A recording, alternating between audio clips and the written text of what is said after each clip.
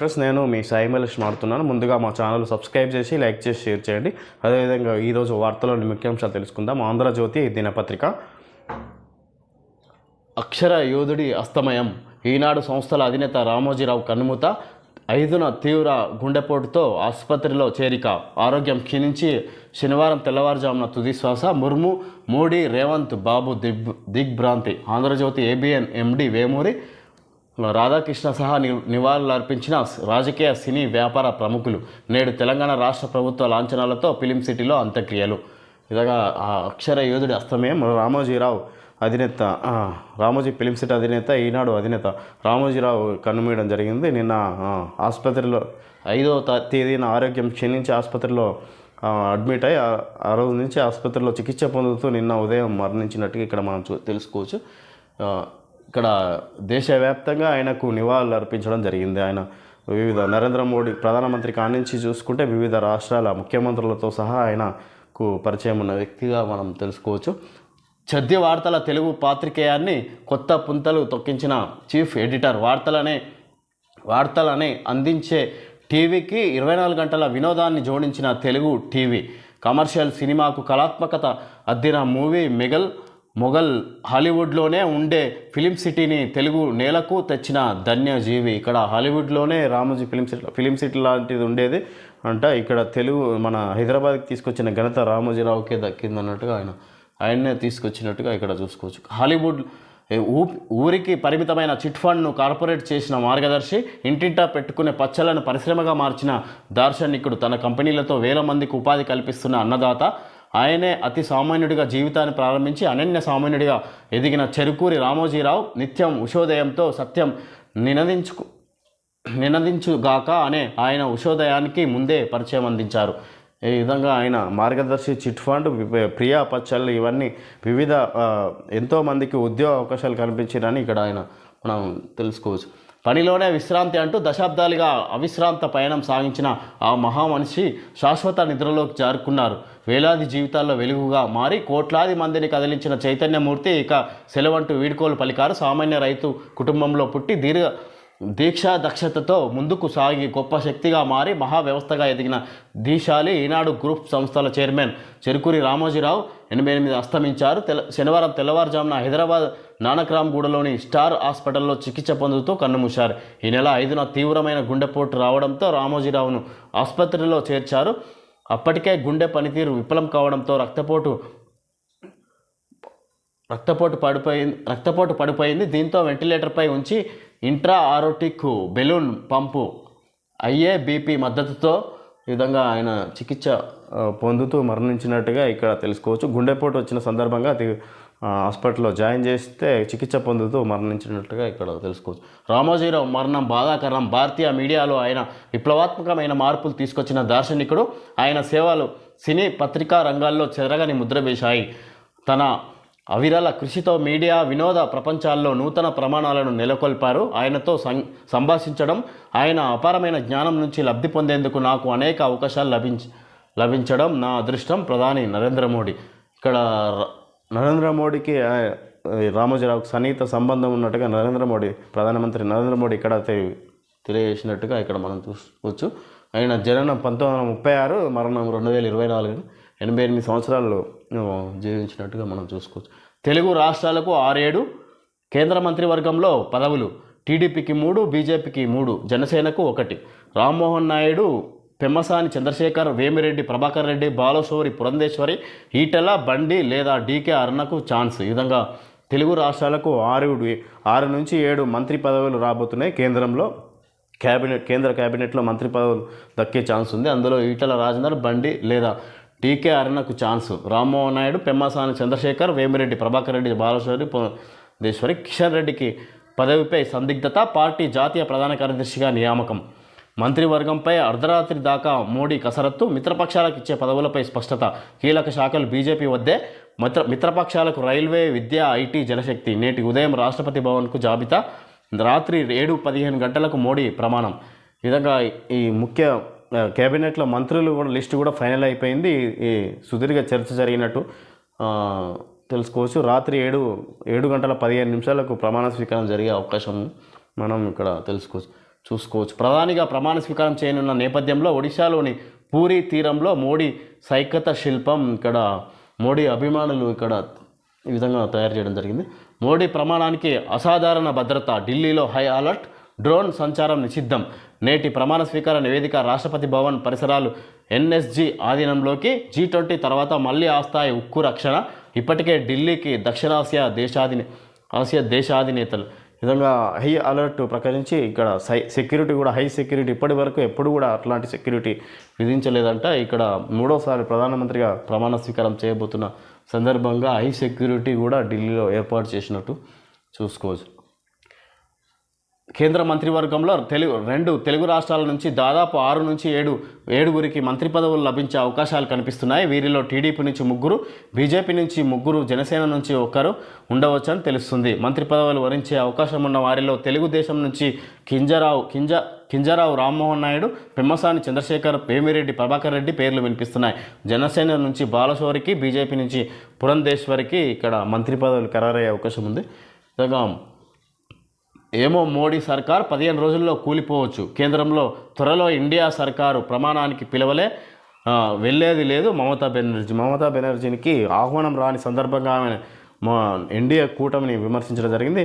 15 రోజుల్లో కూటమి ప్రధానమంత్రి దిగిపోయే అవకాశాలని కాంగ్రెసే అధికారంలోకి వచ్చేది అని మోడీ ఆ విధంగా మమతా బెనర్జీ విమర్శిస్తుంది.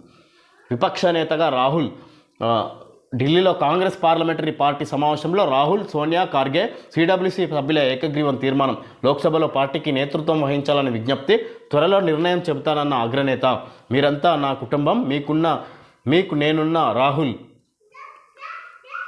భారత్ జోడో యాత్రతో ప్రజలకు దగ్గరయ్యాం. కాంగ్రెస్ రాష్ట్రాలలో అంచనాలకు భిన్నంగా ఫలితాలు, కారణాలను కనుగొని చర్యలు తీసుకుంటాం. ఖర్గే. సిపిపి నేతగా సోనియా గాంధీ తిరిగి ఎన్నిక. ప్రజల తీర్పు మోడీకి వ్యతిరేకం. సోనియా. ఈ విధంగా విపక్ష నేతగా రాహుల్ని ఎన్నుకోవడం జరిగింది. అదేవిధంగా సిపిపి నేతగా సోనియా గాంధీని ఎన్నుకున్నారు.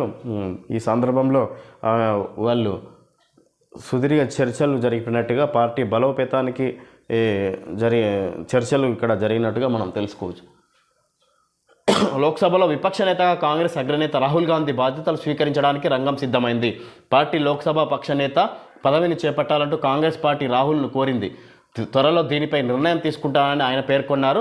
లోక్సభ ఎన్నికల ఫలితాల నేపథ్యంలో శనివారం ఢిల్లీలోని అశోక హోటల్లో సిడబ్ల్యూసీ విస్తృత స్థాయి సమావేశం జరిగింది. పార్టీ అధ్యక్షుడు మల్లికార్జున ఖర్గే, అగ్రనేతలు సోనియా గాంధీ, రాహుల్ గాంధీ, ప్రియాంక గాంధీ, ఇతర సిడబ్ల్యూసీ సభ్యులు ఈ భేటీకి హాజరయ్యారు. ఈ సందర్భంగా సభ్యులందరూ రాహుల్ ఈసారి లోక్సభలో పార్టీకి నేతృత్వం వహించాలి, విపక్ష నేతగా ఉండాలని రాహుల్ను ఏకగ్రీవంగా ఎన్నుకొని అదేవిధంగా ఏకగ్రీవంగా సిపిపి నేతగా సోనియా గాంధీని ఎన్నుకోవడం జరిగింది. ఢిల్లీలోని ఒక హోటల్లో ఇక్కడ సమావేశం ఏర్పాటు చేసినట్టుగా ముఖ్య నేతలు కలిసి ఇక్కడ మనం తెలుసుకోవచ్చు. నీట్ మార్కులపై కమిటీ 4 సభ్యులతో ఏర్పాటు చేసిన కేంద్ర విద్యాశాఖ 1500 మంది విద్యార్థులకు గ్రేస్ మార్కులపై సమీక్ష. వారంలో కమిటీ నివేదిక. NTA DG. ఆరోగ్యశ్రీలోకి యాంజియోగ్రామ్. కొత్తగా 65 చికిత్స విధానాలకు ఆమోదం. ఆయుష్మాన్లోని 98 చికిత్సలకు కూడా. పెద్దపల్లిలో కోకాకోలా పరిశ్రమ 700 కోట్లతో ప్లాంట్ ఏర్పాటుకు సిద్ధం. నేడు గ్రూప్ 1 ప్రిలిమ్స్ పరీక్షకు హాజరు కానున్న 4.03 లక్షల మంది. రాష్ట్ర వ్యాప్తంగా 897 పరీక్ష కేంద్రాలు. ఉదయం 10 గంటల 30 నిమిషాల నుంచి 1 గంట దాకా. అరగంట ముందు వస్తేనే అనుమతి. టీజీపీఎస్సీ. నేడు గ్రూప్ 1 ప్రిలిమ్స్ ఎగ్జామ్స్ జరగబోతున్నాయి. ఇక్కడ దీనికి 4.03 లక్షల మంది హాజరు కానున్నారు. దేశవ్యాప్తంగా రాష్ట్ర వ్యాప్తంగా 897 పరీక్షా కేంద్రాలు. ఈ ఉదయం 10:30 నుంచి 1 గంట వరకు జరిగేదానికి ఎగ్జామ్కు అరగంట ముందు వస్తేనే అనుమతించే అవకాశం ఉన్నట్టుగా ఇక్కడ మనం తెలుసుకోవచ్చు. జనం నేర్పిన గుణపాఠం. ఈ దేశంలో ప్రజలు ఎవరు రాజకీయ నాయకులను మోసం చేయలేరు. నాయకులే అధికార పీఠాలు ఎక్కాక ప్రజలను వంచారు. ఆంధ్రప్రదేశ్ ప్రజలు తమ తీర్పు ద్వారా యావత్ దేశానికే అద్భుత సందేశాన్ని ఇచ్చారు. పాలకుడు ఎలా ఉండకూడదో తేల్చి చెప్పారు. జగన్మోహన్ రెడ్డి ఎంచుకున్న మోడల్ భావి తరాల ప్రయోజనాలకు ఎంత ప్రమాదకరమైనదో తమ తీర్పు ద్వారా ప్రజలు స్పష్టం చేశారు. విధంగా ఏపీ ఉద్దేశించి ప్రజలను ఎవరు తక్కువ మోసం చేయలేరు అన్నట్టుగా ఇక్కడ ఆంధ్రజ్యోతి ఈయన రాధా కృష్ణ మాట్లాడుతున్నారు. వంచనతో రాజకీయాలు చేసే వారికి ఏ దుస్థితి ఎదురవుతుందో స్పష్టం చేశారు. సీఎం అనేవాడు బటన్లు నొక్కడానికే పరిమితం కాకూడదని, రాష్ట్ర భవిష్యత్తు గురించి కూడా ఆలోచించాలన్న సందేశాన్ని ప్రజలు బలంగా పంపారు. కేవలం సంక్షేమం లేదా అభివృద్ధిని మాత్రమే నమ్మకుంటే ఫలితాలు ఇలాగే ఉంటాయని గతంలో చంద్రబాబు, ఇప్పుడు జగన్ విషయంలో రుజువైంది. ప్రభుత్వం పట్ల ప్రజల్లో సానుకూల భావన ఉన్నప్పుడే ఎవరైనా మళ్ళీ అధికారంలోకి వస్తారు. ఆ విషయం విస్మరించి సోషల్ మీడియా సైన్యాలను ఏర్పాటు చేసుకోవడం, ప్రధాన మీడియాను దొడ్లో కట్టేసుకోవడం, పబ్బం గడుపుకోవాలంటే కుదరదని ప్రధాని మోడీ దగ్గర నుంచి తెలంగాణలో కేసీఆర్, ఏపీలో జగన్ విషయంలో ప్రజలు రుజువు చేశారు. ఈ విధంగా సొంత మీడియాలు పెట్టుకొని సోషల్ మీడియాను ఉపయోగించుకొని ప్రజలను మభ్యపెట్టి అధికారంలోకి వస్తామంటే కుదరదు. ఇక్కడ ప్రజలు మంచి చెడు చూస్తారు. ఆ ప్రభుత్వ దేశ రాష్ట్రానికి ఉపయోగపడే నాయకుడిని ఎన్నుకుంటారు అన్నట్టుగా ఇక్కడ రాధాకృష్ణన్ మాట్లాడారు. ఆంధ్రప్రదేశ్ ప్రజలు కుల మతాల రొచ్చులో కూరుకుపోయారన్న భావన నిన్నటిదాకా ఉండేది. తాజా తీర్పుతో వారు తమ విజ్ఞతను ప్రదర్శించారు. ముఖ్యమంత్రి ఎలా ఉండకూడదో ఈవీఎంల బటన్లు నొక్కి మరీ చెప్పారు. బటన్లు నొక్కడం మినహా జగన్మోహన్ రెడ్డి చేసిన మంచి ఇది అని చెప్పలేని పరిస్థితి. ప్రజలను కులాల వారీగా విడదీయాలనుకున్నారు. ఈ పన్నాగం ఫలించలేదు. పేదలకు పెత్తందారులకు మధ్య పోరాటం అంటూ రెచ్చగొట్టిన ప్రయత్నాలు కూడా వికటించాయి. జగన్కు వ్యతిరేకంగా మొత్తం 61% ఓట్లు పడ్డాయి. ఈ విధంగా ఇక్కడ కులమతాల రెచ్చగొట్టే ప్రయత్నాలు జరిగినాయి ఇక్కడ ఏపీలో అన్నట్టుగా ఆయన ఎక్కడ దానికి అవేమి పట్టించుకోకుండా జనాలు ఓట్లు వేశారన్నట్టుగా ఇక్కడ 61% వ్యతిరేకంగా జగన్కు వ్యతిరేకంగా ఓటింగ్ పడింది అన్నట్టుగా ఇక్కడ చూపించడం జరిగింది. ప్రజాస్వామ్య చరిత్రలో అత్యంత ప్రమాదకర ఆటకు జగన్ రెడ్డి తెరలేపారు. సంక్షేమం మాటున ప్రజలకు డబ్బు పంచి ఆ మాటున దోపిడీ దౌర్జన్యాలకు పాల్పడినా అధికారానికి డోకా ఉండదని భావించారు. అందుకే 2019లో అధికారంలోకి రావడానికి ముందు కూడా ఒక్కసారి అధికారంలోకి వస్తే 30 ఏళ్ళు ముఖ్యమంత్రిగా ఉంటానని చెప్పుకునే వారు జగన్ అనుసరించిన ఈ మోడల్ ఎంత ప్రమాదకరమైనదో ప్రజలు 5 ఏళ్లకే గుర్తించారు. ఈ ఎన్నికల్లో జగన్మోహన్ రెడ్డి మళ్ళీ అధికారంలోకి వచ్చి ఉంటే ప్రతి రాష్ట్రంలోనూ ఒక జగన్ తయారయ్యేవారు. రాష్ట్రాన్ని అప్పులపాలు చేస్తూ అంతిమంగా దేశాన్ని దివాలా తీయించేవారు. ఆఫ్రికాలోని కొన్ని దేశాల్లోని అరాచకత్వం మన దేశంలో కూడా ఏర్పడేది. ఈసారి జగన్ అధికారంలోకి వస్తే ప్రతి రాష్ట్రంలో జగన్ లాంటి వ్యక్తి తయారయ్యేవాళ్ళు అన్నట్టుగా ఇక్కడ చూపించారు. వైసీపీకి ఇప్పుడు 11 మంది ఎమ్మెల్యేలే ఉన్నందున జగన్మోహన్ రెడ్డికి అధికారికంగా ప్రతిపక్ష నాయకుడి హోదా కూడా దక్కదు. ఇప్పుడు ప్రతిపక్షమే లేకుండా పోయిందని కూటమి నేతలు కానీ ఎమ్మెల్యేలు కానీ కాబోయే మంత్రులు కానీ విర్రవేగితే 5 ఏళ్ల తర్వాత కర్రు కాల్చి వాత పెట్టడానికి ప్రజలు సిద్ధంగా ఉంటారని గుర్తుంచుకోవాలి. బాధ్యత గల మీడియా, ఆంధ్రజ్యోతి, ఏబిఎన్ సంస్థలు ప్రభుత్వ పోకడలపై కన్నేసి ఉంచుతాయి. జగన్ ప్రభుత్వ దుశ్చర్యలకు వ్యతిరేకంగా కష్ట నష్టాలను ఓర్చి అలుపెరగని పోరాటం చేసినట్టుగానే కూటమి ప్రభుత్వంపై అక్షరాయుధాలు ఎక్కుపెట్టడానికి మేము వెనుకాడబోము. ఎలాగైతే జగన్ తప్పులను చూపించినామో మేము అలాగే కూటమి తప్పులను కూడా తప్పకుండా చూపిస్తాము. కూటమి అధికారంలోకి వచ్చిన కూటమి ప్రభుత్వాన్ని కూడా మేము ఎప్పటికప్పుడు పరీక్షిస్తాం అన్నట్టుగా ఇక్కడ రాధాకృష్ణరావు మాట్లాడుతున్నారు. ఈ కాలం రాయడానికి ఉపక్రమించినప్పుడే రామోజీరావు ఇక లేరన్న వార్త వెలువడింది. తెలుగు జర్నలిజంలో చరిత్ర సృష్టించిన ఆయన మరణం పత్రికా రంగానికి కాదు సమాజానికి కూడా లోటు. అధికార హుంకారింపులకు వెరవకుండా రామోజీరావు అక్షర యుద్ధం సాగించారు. రామోజీరావు కుటుంబ సభ్యులకు నా ప్రగాఢ సానుభూతి తెలుపుతూ ఆంధ్రజ్యోతి సంస్థల తరపున ఆయనకు అక్షర నమస్సుమాంజలు సమర్పిస్తున్నాను. ఇక్కడ ఆంధ్రజ్యోతి ఎండి రాధాకిషన్రావు విధంగా మాట్లాడడం జరిగింది. రామోజీరావు ఉద్దేశించి కూడా ఆయన స్పందించుకోవడం జరిగింది. డాక్టర్ సపత్ స్కిన్ అంటే మీ ప్రశ్న, తామర మళ్ళీ ఎందుకు వస్తుంది? సపత్ స్కిన్ చనిపోయిన చర్మంపై ఉండే ఫంగస్ వల్ల తామర వస్తుంది. డెడ్ స్కిన్ ఉండే వరకు ఫంగస్ అలాగే ఉంటుంది. సపత్ డాక్టర్ స్కిన్ లోషన్ డెడ్ స్కిన్ను తొలగిస్తుంది మరియు తద్వారా ఫంగస్ని నియంత్రిస్తుంది. మెరుగైన ఫలితం కోసం రోజుకు 2 సార్లు రాయండి. లేత చర్మంపై రాయవద్దు. తామర, పంగల్, దురద, ఫంగస్, పాదము. సపత్ డాక్టర్ స్కిన్ ఉంది కదా, ఇక్కడ ఏదో స్కిన్కి సంబంధించి ఎలర్జీ ఉన్నప్పుడు ఇది వాడుకోవచ్చు అని తెలుసుకుంటాం. ఓకే ఫ్రెండ్స్, ఈరోజు వార్తల్లోని ముఖ్యాంశాలు తెలియజేయడం జరిగింది. Thank you friends.